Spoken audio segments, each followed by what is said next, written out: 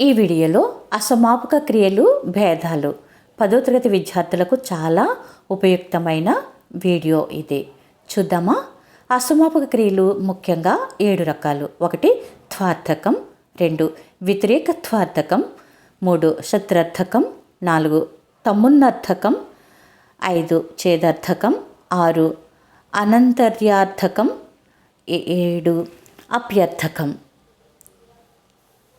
ఇక మన 10వ తరగతి విద్యార్థులకు సమాపక క్రియ రకాలను గూర్చి పేర్కొనడం జరిగింది కదా. అందులో మొదటిది త్వార్థకం లేక భూతకాల అసమాపక క్రియ. వివరణ: ఒక కర్తను ఆశ్రయించి ఉన్న పనులలో ముందు జరిగిన పనిని తెలుపు క్రియా రూపము. క్రియాపదానికి ఈ చేరుట వలన త్వార్థకం ఏర్పడును. క్రియ ప్లస్ ఈ త్వార్థకం. ఉదాహరణ చూద్దామా? చదువు ప్లస్ ఈ చదివి. రాముడు పుస్తకం చదివి బడికి వెళ్ళెను. రెండవది శత్రర్థకం లేక వర్తమాన కాల అసమాపక క్రియ.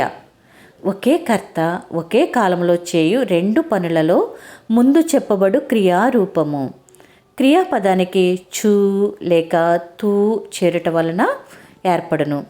క్రియ ప్లస్ చూ లేదా తూ ఇది శత్రర్థకం. ఉదాహరణ: చదువు ప్లస్ చూ లేదా తూ చదువుచు. ఇది గ్రాంథికం లేక చదువుతూ. ఇప్పుడు మన వ్యవహారికం. రవి టీ తాగుచు లేదా తాగుతూ పేపర్ చదువుతున్నాడు. ఇప్పుడు వ్యవహారికంలో మనం రవి టీ తాగుతూ పేపర్ చదువుతున్నాడు అని మాత్రమే చెబుతాము. మూడవది ఛేదర్థకం. కార్యాకరణ సంబంధము సూచించు 2 క్రియలలో కారణవాచకమును చెప్పు క్రియారూపము. ఇది షరతును సూచిస్తుంది.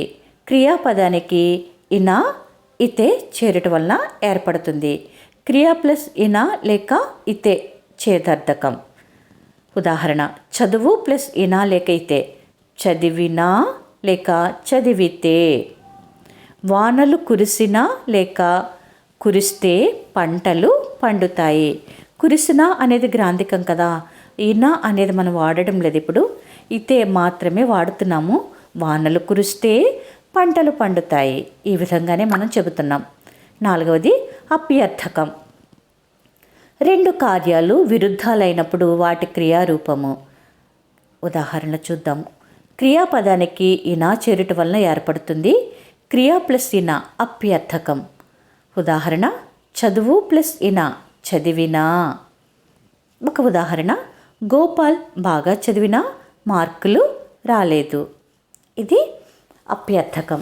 ఇప్పుడు మనం 4 విషయాలను ఇక్కడ మనం చూసాము. మొదటిది త్వార్థకం, 2 శత్రర్థకం, 3 ఛేదార్థకం, 4 అప్యర్థకం. వీటి నుండే మనకు 10వ తరగతి పిల్లలకు వస్తూ ఉన్నాయి కాబట్టి వీటి మీద బాగా తర్ఫీదునిద్దాము. ఇక దీనికి సంబంధించిన పట్టికను ఒకటి మనం చూద్దాం. త్వార్థకంలో తిని, ఇది శత్రర్థకంలో తింటూ తినుచు అని అవుతుంది. ఛేదర్థకంలో తింటే, అప్యర్థకంలో తినినా. వెళ్ళి, వెళుతూ వెళుచు వెళితే వెళ్ళినా. మాట్లాడి, మాట్లాడుతూ మాట్లాడుచు మాట్లాడితే మాట్లాడినా. కొట్టి, కొడుతూ కొడుచు కొడితే కొట్టినా. ఇది చేసి, చేస్తూ చేస్తే చేసిన. తిరిగి, తిరుగుతూ తిరిగితే తిరిగిన. పలికి, పలుకుతూ పలుకుచు పలికితే పలికిన. చేసి, చేస్తూ చేస్తే చేసిన. పెట్టి, పెడుతూ పెడుచు పెడితే పెట్టిన. తీసి, తీస్తూ తీస్తే తీసిన. కనిపించి, కనిపిస్తూ కనిపిస్తే కనిపించిన. వదిలి, వదులుతూ వదులుచు వదిలితే వదిలిన. పుట్టి, పుడుతూ పుడుచు పుడితే పుట్టిన. తాగి, తాగుచు తాగుతూ తాగితే తాగిన. ఏడ్చి, ఏడుస్తూ ఏడిస్తే ఏడ్చిన.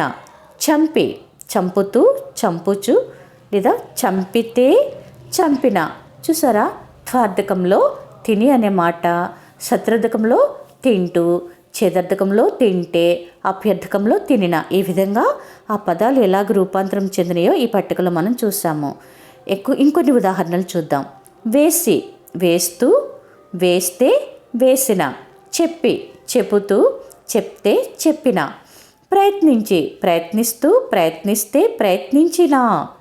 నవ్వి, నవ్వుతూ, నవ్వితే, నవ్విన. వచ్చి, వస్తూ, వస్తే, వచ్చిన. చదివి, చదువుతూ, చదివితే, చదివిన. చూసి, చూస్తూ, చూస్తే, చూసిన. పెరిగి, పెరుగుతూ, పెరిగితే, పెరిగిన.